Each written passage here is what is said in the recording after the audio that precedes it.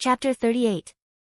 Cell's Gallic gun arced down towards Goku, the roaring purple beam seeming to almost lazily approach the ground, as if it shared Cell's arrogance, his sense that victory was assured. "It's over, Goku." Cell taunted, leering at his horrified opponents. "Don't try to fight it, it's just natural selection in action. I, as the superior life form, will survive, and you inferior pure biologicals will die." Goku, completely drained and shattered, shut his eyes, waiting for the end. How could I fail like this? We came so close to winning so many times. Raditz watched, terrified. I have to do something. That's my brother he's going to kill there. We've already lost so many. He trembled, realizing that, despite his urge to help out, he wasn't moving. His fear was freezing him to the spot. No. Damn it, I won't stand and watch. What would my father do? The thought came completely out of the blue. Just like that, the trembling stopped. His face hardened. By the time he had actually made up his mind to act, unfortunately, the beam had almost hit its target. There was no time to move Goku or Cell out of the way. Only time for one instant transmission jump. Then, I know what I have to do. Goku thought of Chi-Chi, of course, as he waited to die. He realized this might be his last thought, as his mind cast back to their first meeting, back at the tournament when he'd beaten Piccolo the second time. He hadn't even realized who she was until she told him, yet they'd left the ring engaged. Placing the thought of that happier time firmly in the fore of his mind, Son Goku smiled and waited for death.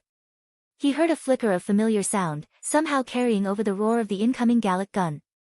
Opening his eyes, he saw Raditz, silhouetted in the purple light, grinning like a madman standing over his brother, shielding him. That moment lasted just long enough to imprint itself on Goku's mind, then the attack hit. There was a titanic explosion, and Raditz's outline was blasted apart. The earth shook, cracks spreading out from the impact zone and spidering away around the plains. The news crew's camera completely overloaded, exploding in a surge of energy. Goku stared, wide-eyed, as the light faded. There really wasn't much left of his older brother, but he caught a telepathic message, sent directly to him in Raditz's dying moments. "Goku, I trust you'll honor your promise not to bring me back, but, you have to defeat Cell. We've come too far to fail. I know you'll remember me as a Scion warrior, but please, remember me as something more, something better. Human." Cell frowned. "That fool, I should have put more power into that attack. If I'd really been trying, I'd be capable of wiping out not just this planet, but your entire solar system. Shall we try that again?" Goku felt the rage-felt Kakarot surging up through his mind, but realized something. "No.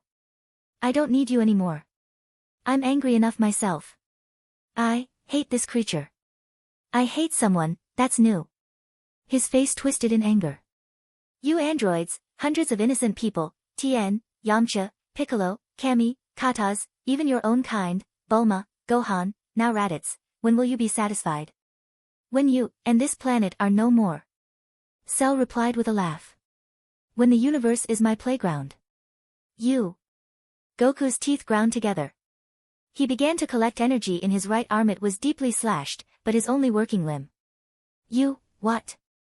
There is no word in any language, for this monster. "Why, you're not gonna get away with this." Power began to crackle up and down his arm and hand, more power than he'd realized he was capable of even in this higher form. "I just won't let you." He slammed his arm down into the ground, launching a massive Kamehameha wave downwards and catapulting himself up at Cell. "I am the hope of the universe." Krillin gawked. "Whoa, Goku. Don't shoot that at the ground. You'll blow up the earth." Nail shook his head.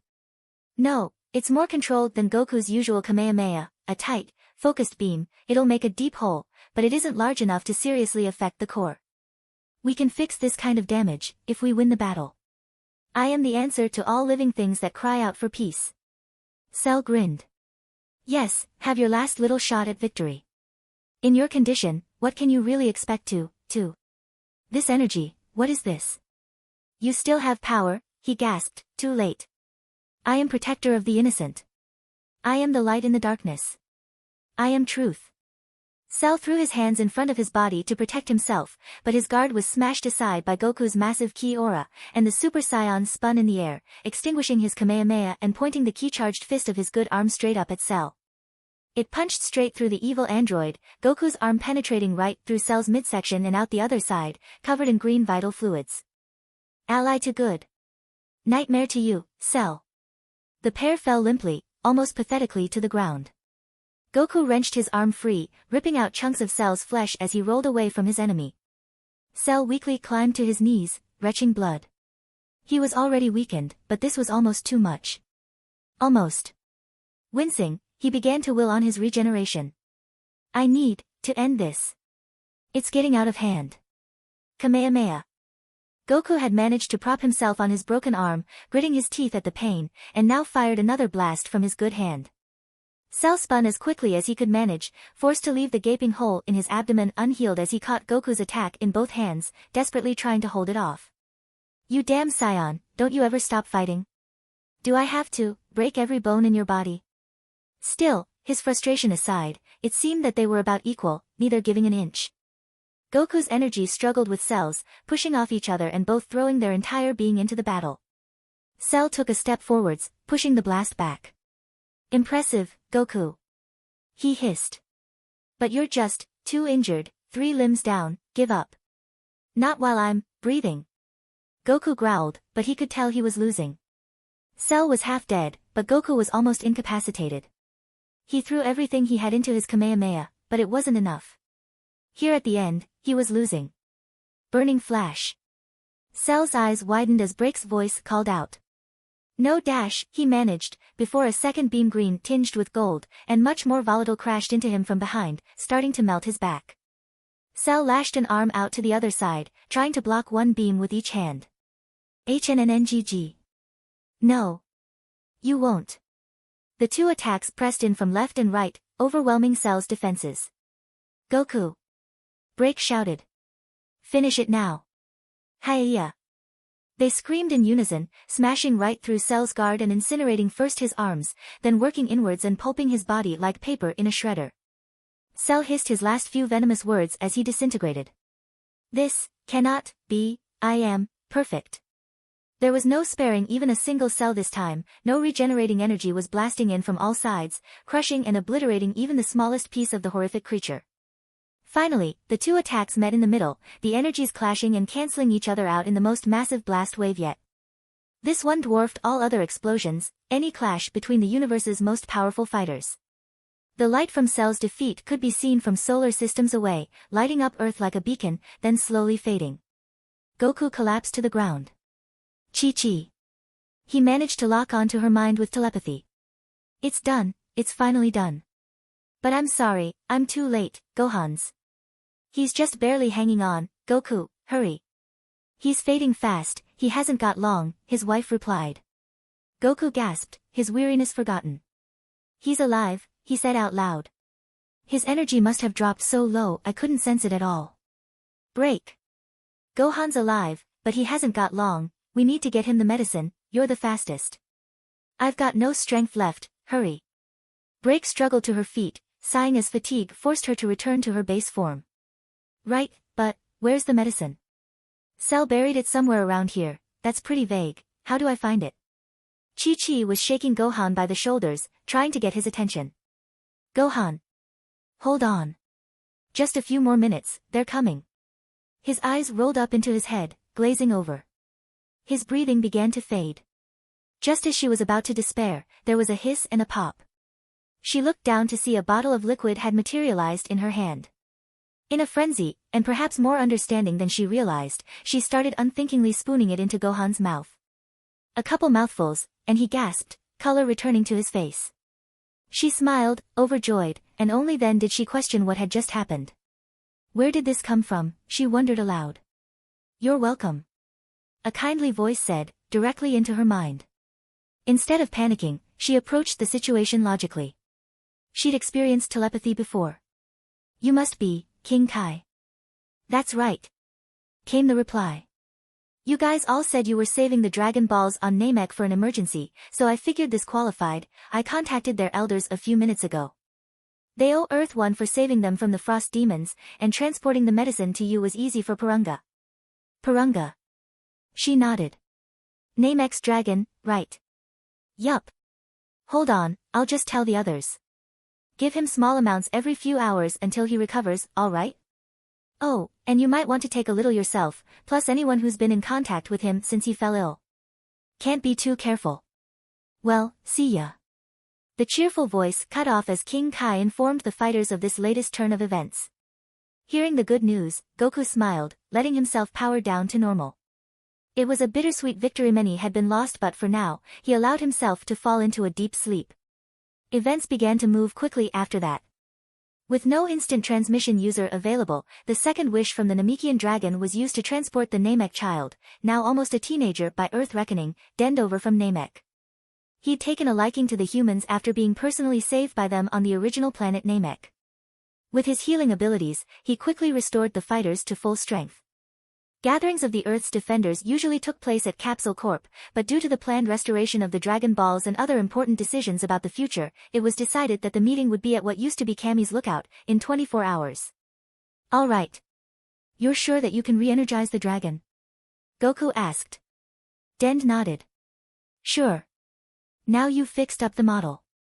He indicated the miniature stone dragon on the floor in front of them. It'll be fine. I can even make it grant 3 wishes like the one on Namek.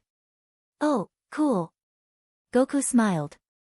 But remember that Cell killed a whole lot of people, so we'll need to be able to bring back groups of people with a single wish. Right. Dend fell silent for a second, thinking this over. That'll take up some of its power, but it'll still be able to grant 2 wishes. And it won't be able to resurrect anybody more than once. Goku shrugged. That's fine, since it's technically a different dragon now. It's like we're starting from scratch. We can even revive the people who've been brought back before by the old Shinron. It's a good thing you got to Gohan when you did, Den said quietly, or he'd be gone for good. No wish can undo a death by natural causes, like disease. He shook his head, clearing his mind of such thoughts. Never mind. Let's just get to fixing things. You're sure? Break asked. You'll have to adopt full responsibility as guardian of the Earth, like Kami before you. You might not see your home for a long time. Den sighed. I know. But what would you think of me if I left your planet in this state? For now, just stand back. He mumbled a few words in the Namekian language, and an enormous bolt of lightning struck the model, the gathered Dragon Balls glowing as their old power refilled them. The sky darkened, and with a thunderous noise Shinron burst forth, emerging and filling the sky over the lookout. You who have summoned me, Shinron boomed, speak your wishes, for I shall grant any 2 of your heart's desires. Krillin grinned. Ah, it's good to see the big guy again. Hey, guys, let's be careful exactly what we wish for. There's a lot to consider. And remember Purunga, on Namek, still has 1 wish remaining before his power is dissipated, Dend reminded them. Huh? It's been a while, you mean he's still waiting on them? Krillin asked. Dend frowned. Yeah, Muri tells me he's pretty impatient, but they asked for a day or 2 to think, given the kind of losses Earth has suffered, and the dragon agreed to wait this once. Okay. Goku stepped ahead of the others. First things first, the actual planet itself suffered some pretty heavy damage, not least the hole I blew in it, so let's get that out of the way. Shenron. He spread his arms wide, speaking loudly and boldly. Please repair all the damage caused to the Earth during the battles of the past few weeks. Shenron's eyes flared a brighter red. Your wish has been granted. Now speak your second wish so that I may return to my rest. Okay. Goku looked back at the others. Pretty simple, right? Resurrect everybody Cell killed. Wait, make that Cell and the androids. Hold on. Nail shook his head. That might not work for Yamcha, as from a certain point of view he killed himself, and don't forget that Piccolo leveled an apartment block right near the beginning, when 19 and 20 showed up. Not to mention that 17 and 18 were actually killed by you, Goku. Oh, yeah. Goku tapped his forehead. Ah. How about this? We ask for Shinron to bring back everyone killed during the battles against the androids and Cell, we should say, except Cell, I guess. He might count as living. I don't think 16, 19 or 20 will, though. A voice cut through their minds. You're forgetting one thing, if I might interject. Goku stared slightly upwards, his habit when talking telepathically to someone far off. Raditz? Who else? Raditz answered. King Kai's helping me boost my telepathy so I can talk to you from the afterlife. Anyway, remember what you promised. I died an honorable death. A warrior's death. You can't bring me back so that I can just fade away. A Scion's life is meant to end with a bang, not a whimper. Launch? Goku turned, seeing the dark blue-haired woman already walking out ahead of the group. She was carrying the baby version of Break from this timeline. Aren't you gonna ask him to come back? Goku asked. Eyes shining, but holding back tears, she shook her head. No. Raditz. Yes? I know this is how you want it, and I won't argue. She was shaking slightly, and then her whole body shuddered, and she was suddenly in her aggressive, blonde personality, somehow having changed without the usual sneeze trigger. Evidently, her mind was under some considerable stress. I'll raise our kid, but more than that. She switched back to shy, but her tone of voice didn't change. Her outline seemed to blur. I told you I'd get stronger, at least, one half of me did, but... Switch. But all of me meant it. She sniffed. We'll meet again, before the end. I don't know how, but, sometime in this life, I'm gonna see you again. Switch. And I'll be strong enough, you'll look at me as an equal. In Otherworld, millions of miles away, Raditz smiled, touched. Launch, I never saw you as anything less. He looked up. But if you say we'll see each other, then we will. I believe you. You bet. The personality switches became a blur, starting to become indistinguishable from each other. So go. Go have an adventure, the greatest adventure in the universe. And I'll be waiting. He laughed softly. You know how I'd say I wanted to be a Scion, but human? I should have listened to you more. You've got it without even trying. Just get going, you wonderful idiot. Don't drag this out. She waved a hand to the sky, and Baby Break did the same, laughing. See ya. There was a snapping sound, a loud crack, and the two blurring images settled together, forming one. Dark blue hair, run through with a streak of blonde, and projecting a new air of confidence. I will. And with that, he was gone. Goku took a deep breath. All right then, Shinran. What is your second wish? Please bring back to life all those who were killed during the battles with Cell and the androids, except Cell and Raditz. Very well. Shenron's eyes glowed for longer than before, the specifics of the wish taking several seconds to work through. Your wish has been granted. My task is done. The dragon faded, the dragon balls scattered to the far corners of the earth, and the sky returned to normal. Shortly, they were joined by several more figures on the lookout: Tien, Yamcha, Bulma, 17 and 18. What happened, guys? I don't remember. Bulma asked, trailing off. Well, Krillin mumbled, Cell kind of, killed you. And then Goku went completely mad. He continued to recount the story, various parts requiring retelling as Tien and Yamcha walked over and asked what had happened since they'd died. 17 and 18 hung at the edges, listening intently but not joining in with the conversation. They were only there at all because they needed to hear the full story. So now what? Nail asked. We've still got the dragon on Namek hanging around, waiting for somebody to use its last wish, remember? Yamcha scratched his head, looking optimistic. Well, we've done what we need to do, so, we could wish for a giant pile of money. Or a never-ending supply of food. Goku suggested. Break coughed. This might sound a little selfish, but maybe we could use that wish to get me back to my time. Cell destroyed my time machine, after all. Don't worry about that. Bulma indicated herself. Cell said he stole your time machine, right? You're looking at the world's foremost expert in state-of-the-art technology, alien tech, future, tech, you name it. A thought struck her, and she looked slightly uncertain for a second. Of course, that came from some third timeline, so that could be a problem, but now that we know there are different timelines, I'm sure we can use your temporal signature or something, I don't know, and calibrate the machine to return you to your proper timeline. No need to use a wish for that. Hold on a second, a voice said. Android 18, her brother 17 drifting along just behind, was approaching the group. You come from the future. Break nodded, eyes hard. A future the pair of you destroyed. Krillin keeps telling us you're different here, that you're human, but where I come from you're heartless killers. You've destroyed most of human civilization, and killed a lot of people close to me. When I get back there, I'm going to destroy that version of you, it'll be easy, with the power I have now. 18 nodded. I think I understand, She sighed. What was it like? Break seemed surprised. She cares. Like a thunderbolt from a clear sky, I've been told. There was no warning. The first few weeks were the worst. You had only just been released. I guess you must have killed Dr. Gero, because we never saw any sign of him, but you were just having fun with your power. Even in this timeline we couldn't stop you at first, but in that one, when we were unprepared with both Goku and Raditz already dead, it was a slaughter. First Earth's defenders.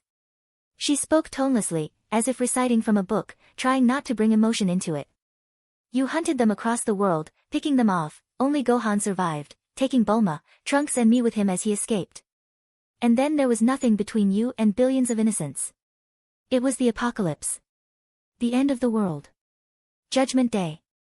Today, there are probably less than 1 million humans on the planet, and that many only because you can't sense energy and you don't particularly feel like destroying the whole thing. It's not just humans, though. It's a wasteland. You rarely see animals, there's hardly any green left, do you know, Her voice started to crack. I came back to this time, and the first thing that struck me was how beautiful the planet was. I barely recognized it as the same place. The future doesn't even look like Earth anymore. Even those still alive are in constant fear of your next attack. It's not living, it's just waiting for death. 18 was biting her lip, forcing herself to listen. Even 17, normally detached and aloof, seemed horrified. Could we really do that? He whispered. 20 years. 18 muttered. Almost 20 years of absolute freedom. Wandering the earth, taking anything we wanted. Yes, we could do it. Remember how proud we were, just a few days ago. When no one could match us. It wouldn't take much to change us from just arrogant into monsters. She looked up, staring straight into Break's eyes. I want to go with you. What? I want to go to your time. When you've beaten those versions of us, there's going to be a lot of work to do, isn't there? Fixing the world. Break nodded. If humanity can continue, there's a lot of damage to undo. And no Dragon Balls to magic the problem away. Well, I want to help. My strength can make a difference. I know it was a different time, it wasn't really us. But I still feel responsible. It could have been us, if it weren't for Breaks coming back here, it would have been us. Hey, 18. Her brother looked her in the eyes. You're serious about this? That's a major commitment. I'm sure. She gave a slight nod towards Krillin. I've done a lot of thinking, lately. I think we were wrong about a lot of things. In that case, count me in. You're not going anywhere without me. A nervous grin passed between the siblings. Plus, when Cell absorbed us, I came to some conclusions about what I think of Gero's plans. Anything we can do to spit in his face, in any timeline, is fine by me. Break was puzzled. Could these two, the monsters she'd run from her whole life, change so much? What had Krillin said to 18? What she didn't know was that it wasn't really about what the man had said. He had done something else, he'd listened. And understood. Well, all right. I'm putting a lot of trust in you, but you seem pretty sincere. It's going to be a shock to Bulma, seeing you. Inside, she was still hesitating. She'd watched so many die because of these two. So why hadn't she outright refused? Maybe she wanted to believe that they could change. That evil and cruelty wasn't their real nature. Because they were human, once. And if all it took was freedom to turn them into monsters, did that mean all people were like them, deep down? Break had to believe that they were good at heart. That humanity was the race she hoped it could be. And so, she had to give them this chance. Even if she raged inside, every second they were still alive. Well. Krillin smiled slightly. If you really want to do it, then I might be able to make it an easier job. Hey, Dend. You still got a telepathic link with your family on Namek? Dend nodded. Yes. Have you decided on a final wish for Porunga? I have. Now, relay this wish word for word. He took a deep breath.